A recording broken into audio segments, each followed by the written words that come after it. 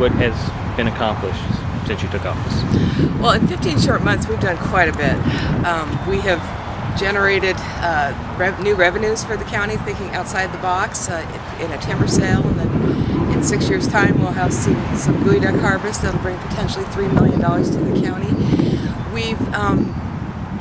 We've started some direction regarding working with the city for improvements to our railroad, our gateway into Shelton through Highway 101 on Railroad.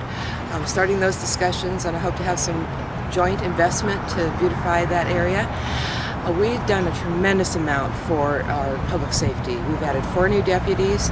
We're doing remodels to our jail that'll add 44 beds and create energy efficiencies, as well as have better safety with a new control panel.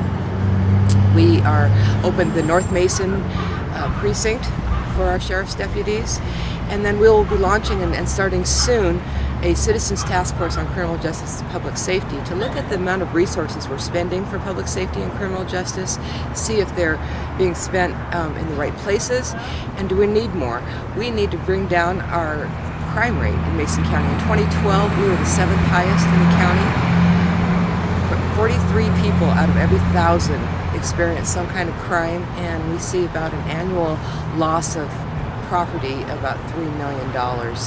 And for this size community, that's too high. And I think that we need to use the brain power of our citizens, as well as we have a lot of retirees in the community who have worked in the criminal justice and public safety field. I want to tap those resources and those brains to see what can we be doing. Some of our restorative justice efforts have been very successful.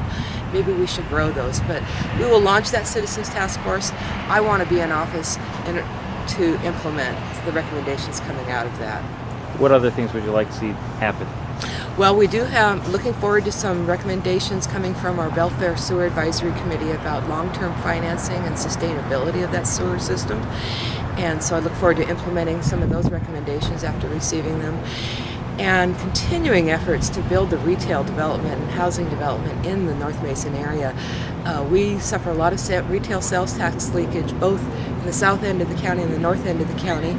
I do want to concentrate some efforts on staving that in the north end, frankly, because that's where I have the most jurisdiction. The city of Shelton is outside of my jurisdiction.